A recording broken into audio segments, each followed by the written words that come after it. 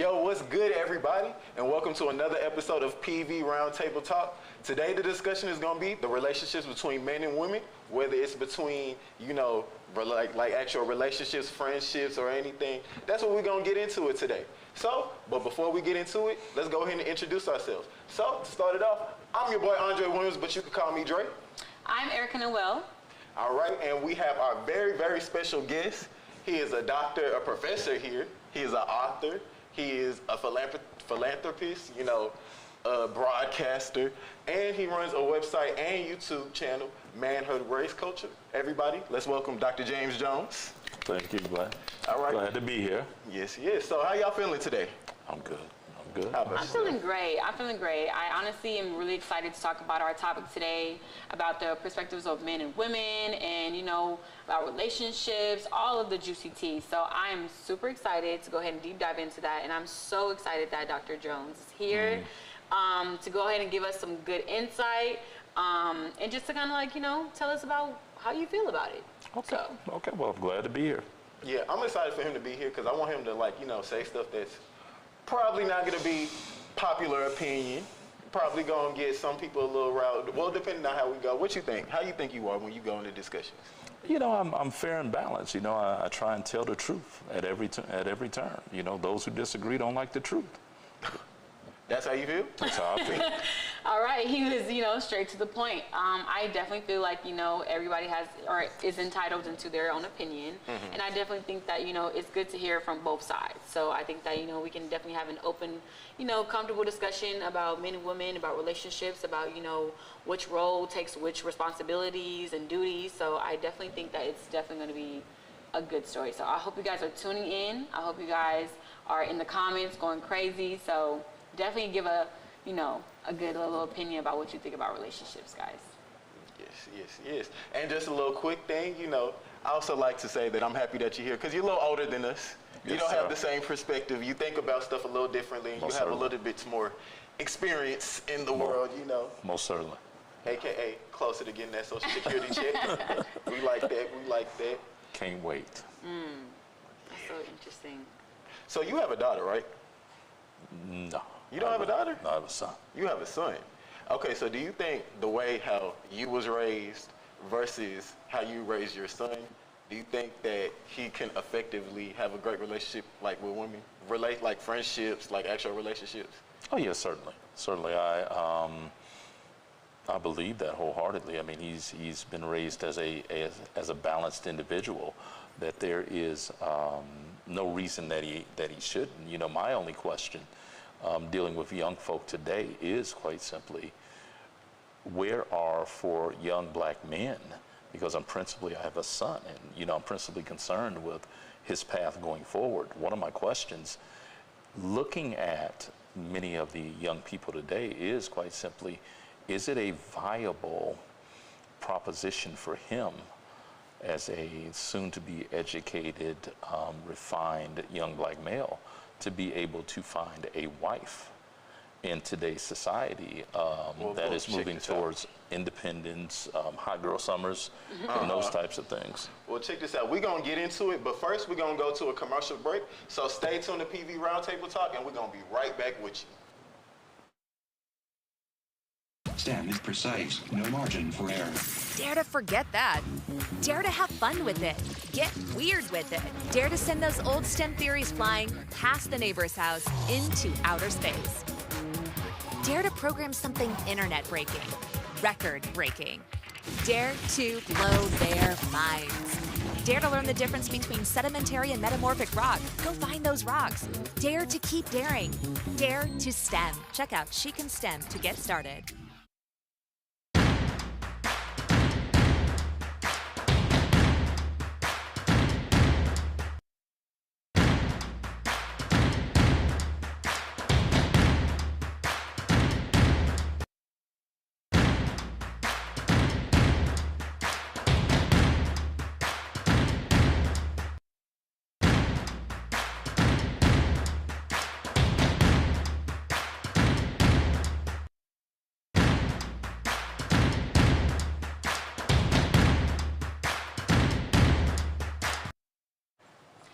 All right, guys, thank you guys for tuning back into the Roundtable Talk. And here we have Dr. Jones and Andre here. So just to go ahead and get into it, so we're going to talk about, you know, perspectives of men and women. And I just want to know, what has your guys' experiences been with women so far? I'm talking about vibes, I'm talking about relationships, marriage, anything that's, you know, that you guys can tell us. You go ahead, boss. Okay. What I can say is, quite simply, now having crossed over that half century mark of 50, it's a whole different vibe and different dating scene now, where many of the men who are in my age, we've been married. If we're single now, we've been divorced, and many of them are questioning, why should I get married? What is the benefit of being married? And I see a lot of brothers who are trying to be single forever. They want to be bachelors forever. With the women, I see the exact opposite. I see a lot of sisters who have built careers, have done these amazing things, have traveled, and they really are, if we can use the term Renaissance women, that's what they are. But they go home to an empty house. Right. They go home to maybe a cat, a dog, and really, you know, age does something to you. It causes you to look back upon the path that you traveled and really to reevaluate. And many of these women who have all these material accoutrements don't have family, don't have a legacy and what have you. So I see a lot of them being eager to be married. That's interesting. I mean, I can definitely agree on that because, you know, as being a black woman, I feel like, you know, we strive for so much, you know what I'm saying? We want to achieve so much, we want to travel, we want to get to do everything, but at the end of the day, you know, we still want that ideal, you know, family relationship, married to, you know, a good man, good black man, you know what I'm saying? And who's doing the same exact thing. So I feel like, you know, sometimes, I don't know if in today's society, it's so hard to try to get, you know, people just to be them true selves, you know what I'm saying? Just to come out and just, you know, be able to be open and honest. So I feel like, you know, I don't know, how, Andre? I feel like, and I agree with what both of y'all said, well, in terms of like on the men's perspective, let me say this, I feel like, and I'm glad that you said honesty, I really don't feel like it's that difficult. I feel like honesty is the biggest thing. I think when you say you want a certain thing, and this is for whatever you want to go for or anything, Right. When you say you want a certain thing, like you want to move this way, hey, I just want to be friends, or you just want to be friends with benefits, or you just don't want this, that, and third. I find the other side does not like that response because it doesn't come out, it doesn't fit with what they want. And then, but that's just how I feel on that point. Right. But what I want to say to you, and I'm glad that you brought it up, how you say Renaissance woman, career woman. Do you think that's necessarily feasible? Because a lot of times, and I even saw a statistic about it, it's like when a man gets with the woman, right, and they get married, right, their life expectancy goes up. Right. When a woman gets with the man, their life expectancy goes down. So do you think it's necessarily worth it though?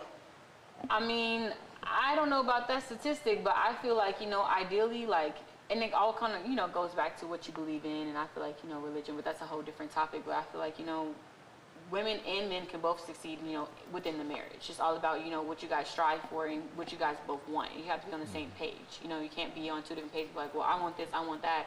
Well, it's not going to work. You guys are on two different, you know what I'm saying, two different levels of life. So I feel like if you guys are, you know, like we're in college, you know, say like you end up, you know, meeting a female who graduated college, got their career, you know, did years of experience, what she's doing, making money, you guys are traveling together. Why wouldn't you not want to marry a woman that's on the same pathway as you? So. Dr. Jones, you ever been married? I know, I see your face over there. Yeah, I've been married, but my question would be, and this is a question I would give to the young lady. What is the advice that you're being told as to when you should get married? Should you delay marriage in pursuit of degree, career development, and what have you? And if you do that, at what age would women of your cohort, of your age group, consider getting married? I feel like between the ages of like, I want to say like 26 to about, well, that's just my opinion. I mean, because honestly, you gotta, I mean, women do get married young, but I feel like, you know, in order to actually live out your lifespan and just, you know, be able to know yourself, travel, do whatever, you know, do whatever that you want to do without having being like attached to, you know, a man and whatever he wants to do. I feel like 26, 25, you know, 27, like that little age bracket is, I feel like it's You don't good. feel like that's too early though? No, Because or I mean, honestly, you can still get married in your 30s. That's not late, but I just feel like, you know, you still want to be, you know, you want to have your youth. You know what I'm saying? You want to build upon that. So I don't know. I think personally, and it also goes back like to be what does the society say what men and women should do in certain relationships? I feel like more so towards women, they push y'all need to get married younger. You need to have a kid because y'all got a ticking time. Like you're only going to like. Naturally, y'all could only do certain things for so long. You can't have kids after a certain age. Men could go up to 100 and still be popping them out, realistically, and y'all can't. And I feel like that's kind of like a disadvantage that y'all have in society, at least. I mean, women, you know, our bodies are definitely, you know, created completely different. So, of course, we have to live by certain regulations and, you know, do it in a certain time frame. But then again, you know, there's things out there now where you can save your eggs. You know what I'm saying? You can be able to, you know, produce whenever that you kind of want to, as long as that, you know, you're keeping your, you know, your body healthy and just being active, I feel like. So what is the advice that black grandmothers and black mothers are giving black college-age women about when they should get married? I mean, honestly, my grandmother, she doesn't really, you know, talk about when or what age I should get married from. I feel like she's just like, live out your life. Like, you don't have to be, you know, tied down to somebody or commit your whole entire life to somebody. I mean, honestly, if it's the right person and he's sent from God, then I mean, you can get married whenever you want to get married. I don't think there's a time span on when you have to get married. I feel like it's just if you find the right person. You know what I'm saying? Like if you know that's like true who you really want to commit to, because that's a bondage. You said a bondage. Yeah, it is. I feel like the whole notion of being tied down and stuff, like realistically in today's age, that's an ancient idea. Yeah, we don't Like think I don't like like that really, anymore. and I know this is weird to some people. I don't care about getting married or honestly being in a relationship to have kids. If it happens, it happens. Kudos for that. But it's just like the whole idea that you have to necessarily be with someone or to be tied. I just feel like that's an old age thought. Yeah. Because a lot of times you do certain stuff, and again, men and women in different societies. As a man, I understand that's my privilege where I'm allowed to say that. If a woman says that, y'all get looked at crazy. Yeah. Honestly. But I just feel like a lot of times when you do that and you just get with somebody because of, say, you had a kid or your time is up, it eventually causes problems. Yeah, I feel like, you know, having children, like, I don't know, just the way that the world is going right now, I don't think that, you know, we have the advantage as black people, to be honest, to be having a whole bunch of kids and not having no type of foundation to build upon in order for your family to become successful. I feel like, you know, you have to, I don't know, our playbook is different. We have to do things differently. And I feel like just being in a woman in society, we go through so many different, you know, I don't want to say like disadvantages, but I just feel like, you know, we get critiqued a lot. You know, we have to keep up this image that, like, you know, I have to keep up with, you know, the Joneses, and I got to make sure that I got to do this. I got to look this certain way. I have to feel a certain way. I can't date this type of guy. I need this, you know what I'm saying? It's just so many requirements that we have to do as women that it kind of just, you know, makes us feel like little. And now we have to. But my question for both of you would be this. What is the purpose of life then, if it's not predicated upon family? Getting married, having children, and raising those children, that generation, to get your legacy, keep your legacy going. What is the purpose of life for your generation then? I think that's okay. Well, no, I'll say it like this. I feel like it's hard to say there's one specific purpose in life because everybody's path isn't monolithic. When you just stamp it and say that it's supposed to be, okay, you have kids, you get your legacy, that's good, you want your name to continue. But I mean, you shouldn't live your life just wanting to do that. You should live your life thinking that you're accomplishing your goals and stuff like that. Now, if that's a part of your goals, then cool. But if not, I don't think you should live like that. But with that being said, we're gonna go to a quick commercial break and stay tuned with us. We're coming right back.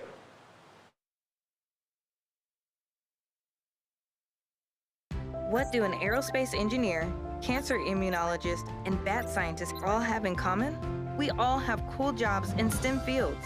Whether it's building robots or learning to code, girls everywhere are finding their passion for science, technology, engineering, and math through positive role models and mentors. So dare to dive in, get connected, and explore. You never know what your future may hold. Learn more about these and even more cool jobs at shecanstem.com.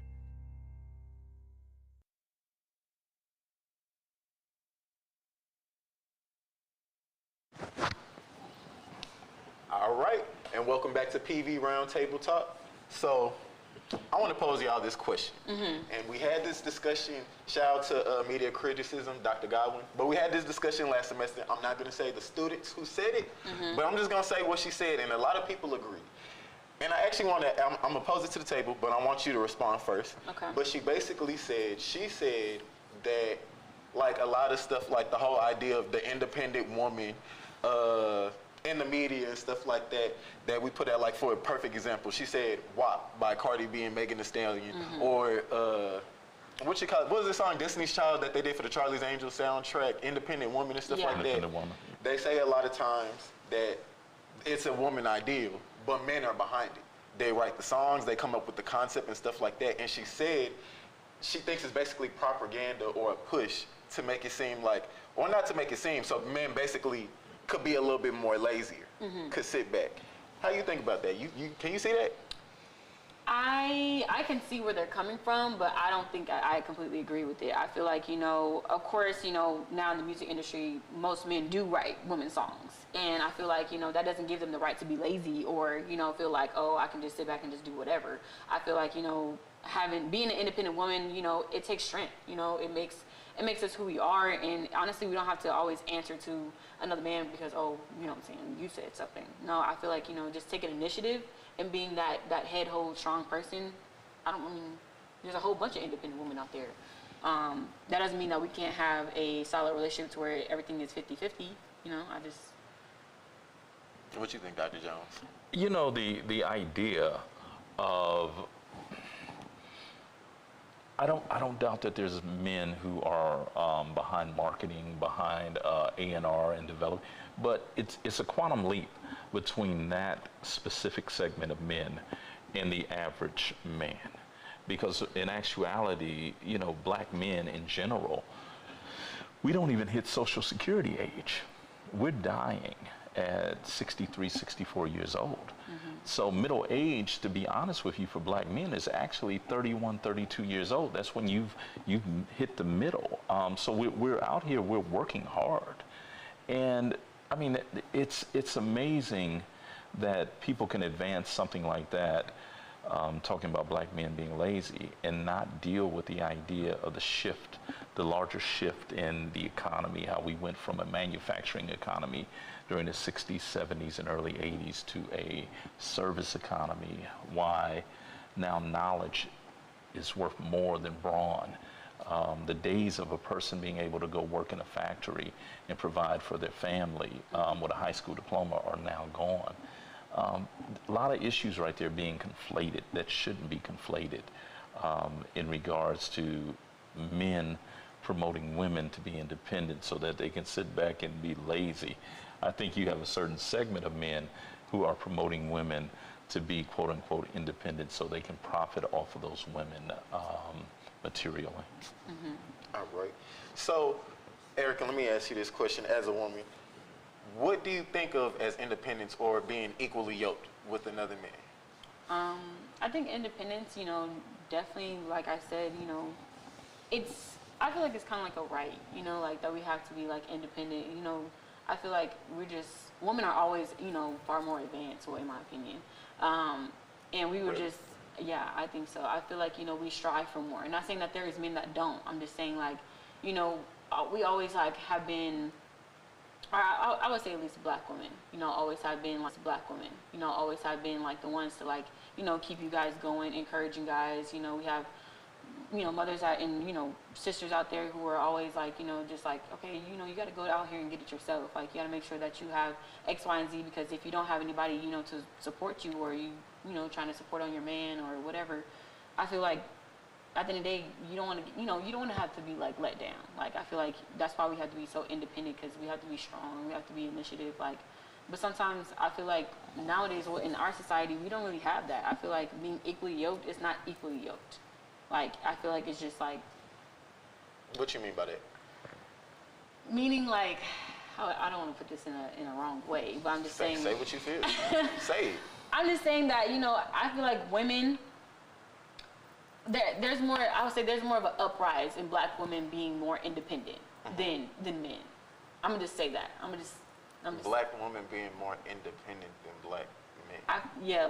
I feel like we have, like, I feel like there's a more rise. That's what I'm saying. Like, it's more like independent women, like, having that idea, like, I'm independent, I don't need you. Like, it's F y'all. Like, you know what I'm saying? Like, it's like, oh, I don't need you. I feel like it's in that type of mindset right now in our society. I feel like, we're more just kind of like leaving y'all left, because, like, we don't feel the black love. We don't feel like, the support, I would say.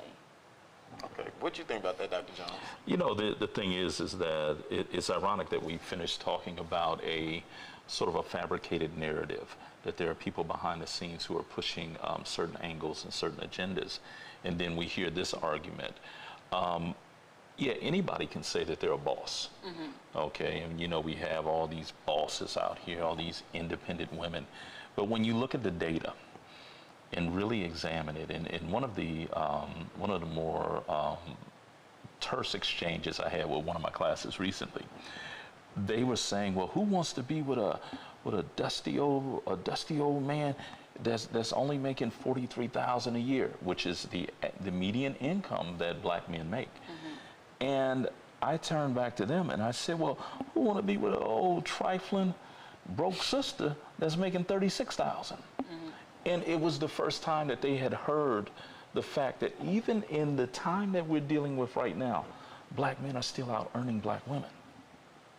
And when we talk about these things such as equally yoked, these biblical principles and what have you, far too often we, black women in particular, are allowing that to be reduced to income earned and not all the other facets and things that go into a person, that goes into finding a mate, that goes into having a father there to serve as the role model for a son, and at the exact same time to be the first love of that daughter. We need both, and it's one of the most dangerous things that we're looking at, that 80% of black children are being raised in single female headed households. We can debate how they got there, but that's the reality. And one of the things we rarely talk about is the need of the father there, not only for the son, but also for the daughters. Because without that, what is she going to fall in love with? What is she going to be reminded of? So I think there's a danger with this idea of saying, well, we're independent women. You're independent in what? Black folk have never had the luxury of being separated and independent from each other, because not only do we need each other as spouses, but we also need each other as family and also fictive kin. Okay. So let me ask you this quick question. Erica. Andre. Would you be okay if you made the most money in the household and you paid the majority of the bills? And allowing him to be head of household. And allowing him to still be the head of the household.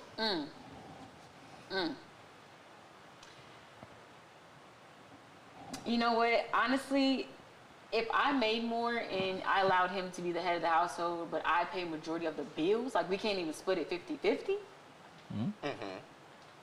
would I be okay with that? How would you interact with that? Would you be okay? No. Why? Now, Do you consider yourself a Christian? I do. But honestly, honestly, in my heart, I feel like I would be okay with it. I just wouldn't.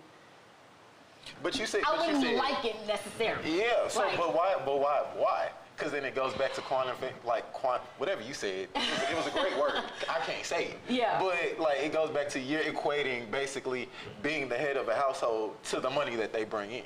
That is true. I mean, if I mean, if I have the ability and the opportunity to make more and I'm able to produce more for my family, I wouldn't mind. Because honestly, like, even though I'm making more, I feel like You still feel like your balls still drop, huh? I feel like you're gonna have to do something. Like, you're gonna have to, like, if I'm pulling all this weight, you're gonna have to, you know what I'm saying, pull at least, I don't know, like, we're gonna have to come down to terms with it, because I just can't be doing everything. I feel like that's just a little bit too much. Like, So for your generation, a man who earns less than a woman is less of a man. Think about that. Think about that. Yeah, I'm gonna We're going to go to a commercial break, and then we're going to continue the discussion real quick. But like I usually say, stick with us.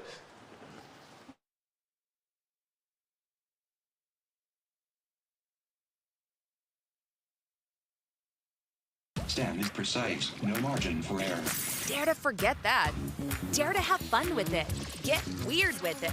Dare to send those old STEM theories flying past the neighbor's house into outer space. Dare to program something internet breaking, record breaking. Dare to blow their minds. Dare to learn the difference between sedimentary and metamorphic rock. Go find those rocks. Dare to keep daring. Dare to STEM. Check out She Can STEM to get started.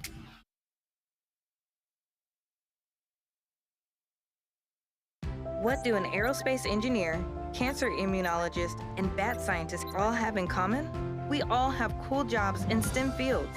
Whether it's building robots or learning to code, girls everywhere are finding their passion for science, technology, engineering, and math through positive role models and mentors.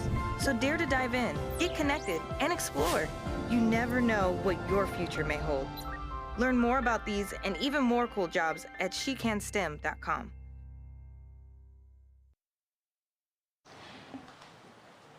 thank you guys for tuning back into Roundtable Talk, and here we have Dr. Jones as our guest, and we're talking about relationships. So, Dr. Jones, I do have a question for you about relationships, since we, talking about head of household and yada, yada, yada, all that fun stuff, right? Do you feel that men and women can have a platonic relationship without it being assumed or turning into a romantic relationship? So, in other words, do you think that men and women can have a relationship without having any type of feelings or attachments? Romantic feelings. Romantic. Okay. I would like to deal with it from the assumed part. You can't really concern yourself with what other people are thinking and observing and what have you. But to answer the question directly, most certainly they can have a platonic relationship. Some of my best friends, some of my closest confidants are females that I've never had any type of romantic engagement with, and they've never had any of those types of things towards me. We are truly like brothers and sisters, and if they needed anything, I would be right there for them, and vice versa. And that's been proven through real life, real time, real life. So yeah, there's nothing that keeps that from occurring. Okay. I'm definitely gonna have to take that into consideration. I just feel like sometimes I think in our society we so focus on well, I know he's thinking this and I know he's thinking that, but honestly, it can just be we're just coworkers, we're just friends, all that. Oh, I'm your best friend, I'm your bestie.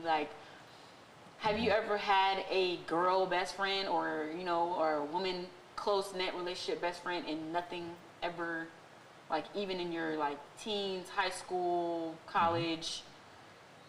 Yeah, most certainly.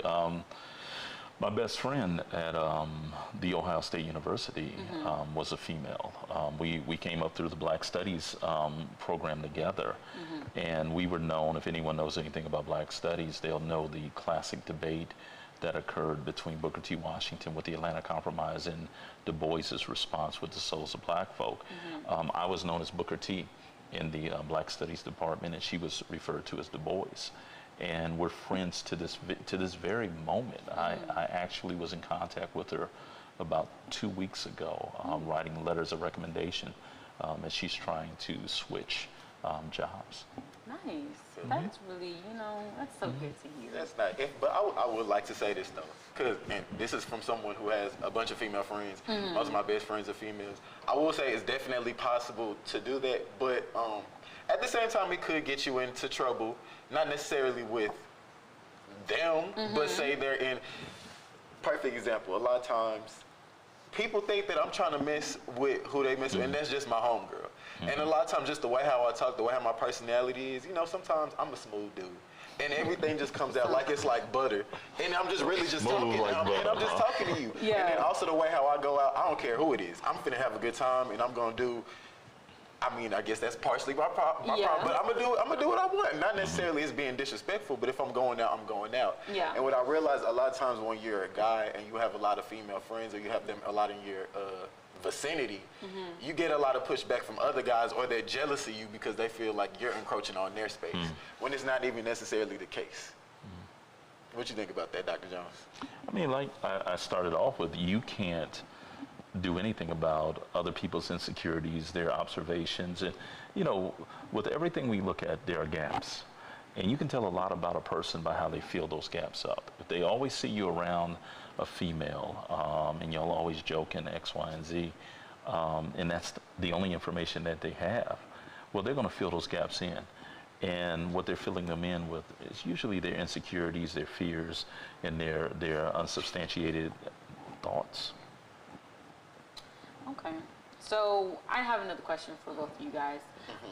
So what has been some type of experiences like in a romantic relationship that you guys had? Like, so meaning like, how would I put this?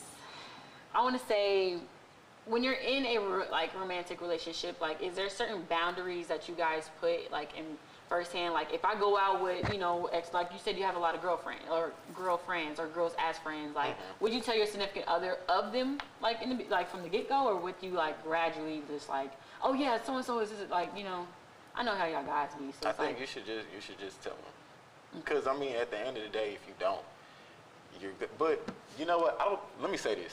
I don't do relationships, so I don't have that issue. Okay. Can't nobody question me about who I'm going to be with and who I'm going to have friends and who I'm not going to have friends with. Okay. So that's not my ministry. I don't have to deal with that. Dr. Jones, I don't know about you. For me, it's just one of those of trust. And if you decide you're going to step beyond a casual relationship with a person, I think it's crucial and it's fair that you inform them of some people that you may have around you, who are just very good friends with you. But it has to go, and this is difficult for men to do, and just what you were saying earlier attests to this fact, that men have a hard time accepting other men being near the woman that they like or love. But we don't have a hard time. We're unfair in this regard. We will have women around us that we expect our significant other to just automatically be able to accept. I think that you have to get to a point of trust within a relationship. Like right now, the relationship that I'm in. You in a relationship? Yeah. Y'all can edit that out if you want. Hey, look, he's not on the market. Y'all stop. But don't do it. She's Port Arthur, Louisiana type culture. And I will tell you, I cannot stand Zydeco music. It grates my last nerve to see them with a washboard and hopping around and I'm not going to say what the crawfish look like to a person from Ohio as they're eating them. No, oh my God, no. I just learned. And I can't get past the poop. And she likes to go to those things, and she has a very good friend. They've been friends since middle school. They go to those things together. And I applaud that. I support that. Go dance or do the hokey pokey, whatever it is that y'all do with those things. So I think that you have to arrive at a understanding that people are going to do what they want to do, and no amount of harassing or attempted intimidation is going to stop them from doing what they're going to do. If they're going to be honest, they're going to be honest. If they're going to be disloyal, they'll be disloyal, and you'll find that out in due time.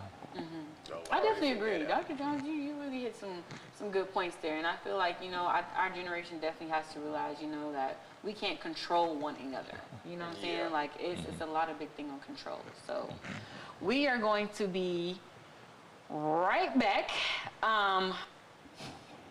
Not right back, but we are going to end the show. We thank you guys for tuning in to the Roundtable Talk. And thank you, Dr. Jones, for being with us. Thank you for Andre, having any me. last comments? I would just like to reiterate, like I said earlier, we're not monolithic in whatever relationship you do. Do what's best for you, and don't let nobody's societal norms or gender norms in relationship or whatever tell you what you need to do and how you need to move in your relationships. That's it. That's all I got to say. All right. All right. Well, Thank you, like I guys. said, thank you so much. Thank you for joining us. Tune in next Wednesday. Next Wednesday for another episode of PV Roundtable Talk. Bye-bye.